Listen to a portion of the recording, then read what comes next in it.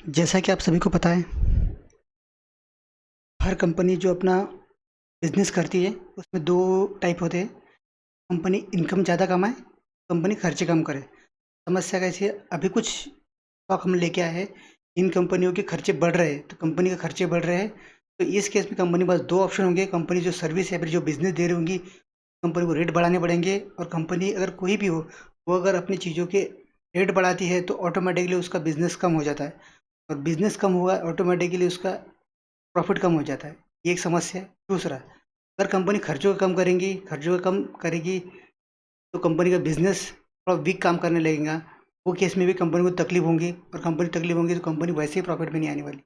तो दोनों तरीके से कंपनी को तकलीफ होती है। ऐसे केस में जब भी कंपनियों के खर्चे बढ़ते हैं। भाई, ये जानते हैं कि ऐसी कौन सी न्यूज़ है, कौन सी कंपनी पे इफेक्ट लाने वाली है? जानते हैं।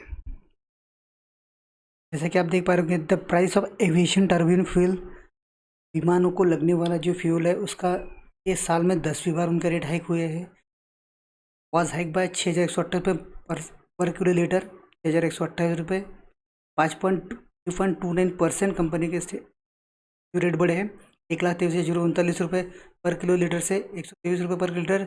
National capital according to the price notification state own by fuel price, जो फ्यूल है वो बढ़ चुकी है 6,188 रुपये से। तो एक अच्छी बात नहीं है बिल्कुल भी, कि अगर आप देखेंगे तो एविएशन सेक्टर से रिलेटेड और विमानों से रिलेटेड अगर कोई सबसे बड़ा खर्चा अगर होगा तो वह है फ्यूल कॉस्ट का। अगर किसी कंपनी का, जो ये कंपनी मार्केट में अभी ट्रेड कर रही है, 3-4 ही कंपनी मार्केट में लिस्टेड है जो मेजोरिटी ऑफ स्टेक होल्ड करते हैं, और उनका अगर देखेंगे तो 40% जो खर्चा है कंपनियों का वो फ्यूल पे जाता है। और फ्यूल पे जाने की वजह से अगर वो खर्चा कंसिस्टेंटली अगर बढ़ रहा है तो वो ये प्रॉफिट पे नेट इफेक्ट करेगा। और बस ऑप्शन भी नहीं है कि ऐसा नहीं कि भाई अल्टरनेटिव कोई सोर्स हो फ्यूल का।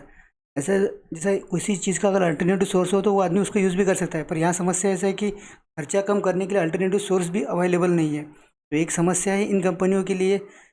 इंक्रीमेंट जो हो रहा है कंपनी का, जो रेट हाइक है, उसमें तो कोई चैलेंज नहीं है, और कंपनी इसके बारे में कुछ कर भी नहीं सकती। ज़्यादा से ज़्यादा गवर्नमेंट एक आधा इंसेंटिव प्लान ला सकती है, पर वो भी अभी पॉसिबल नहीं, क्योंकि ओवरऑल जो हाइक है, मार्केट का इन्फ्लेशन रेट जो हाइक चल रहा है वो बहुत ही बड़े लेवल पे चल रहा है। गवर्नमेंट भी कहाँ का उस चीज़ को सपोर्ट करेंगे।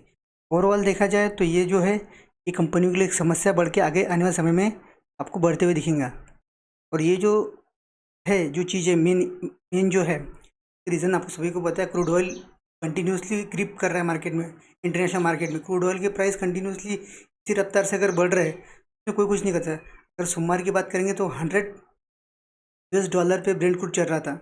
वर्ल्ड मोस्ट यूज रेंज में ऑल टाइम हाई जो रेगुलर फ्यूल है, 9.76 US डॉलर पर बैरल पे चल रहा था।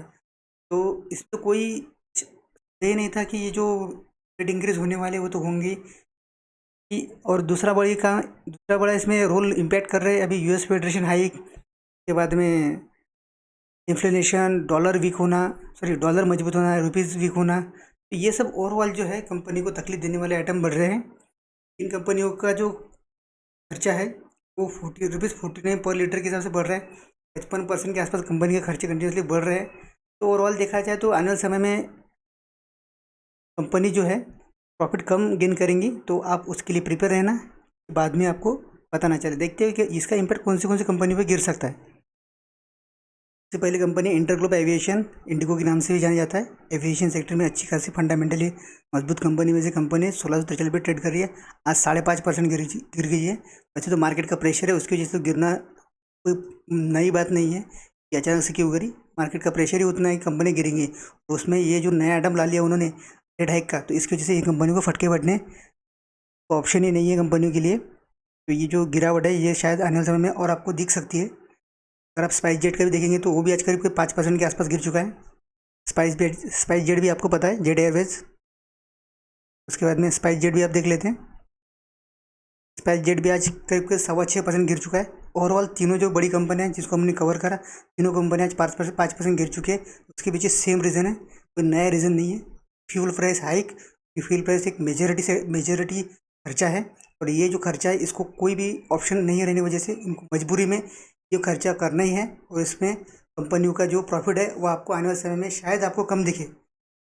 वैसे तो कोरोना की वजह से कंपनी ऑलरेडी स्ट्रगल में चल रहा था ये सेक्टर, और ऐसे अगर सिचुएशन आने वाले समय बनती रही, रेट हाइक करेंगे तो पैसेंजर्स जो डाइवर्शन हो सकता है, डाइवर्शन में पैसेंजर शायद कम भी आ सकते हैं। तो दोनों तीनों चीज़ें पर पॉसिबल हो सकती है। तीनों तीनों कंडीशन में कंपनी को लॉस ही है, प्रॉफिट वाले तो कोई दूर दूर तक चीज़ें दिख नहीं रही।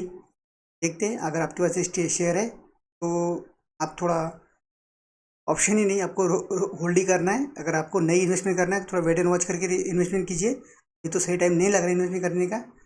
थोड़ा ऐसी कंपनियों से थोड़ी बच के रहे, क्योंकि अच्छी अच्छी कंपनियाँ आपको ये बॉटम में मिल रही है जो आपको इन्वेस्ट कर सकते हैं और आपका मल्टीपल रिटर्न जनरेट कर सकते हैं। तो ऐसी कंपनी आपको कभी मिल जाएंगी। ये कंपनी कहीं भाग के नहीं जाने वाली है। कंपनी का थोड़ा स्ट्रगल पीरियड अभी चल रहा है, स्ट्रगल पीरियड से थोड़ा कंपनियाँ बाहर आ जाएंगी, फिर आपने करना। Thank you for watching video, stay continue with us.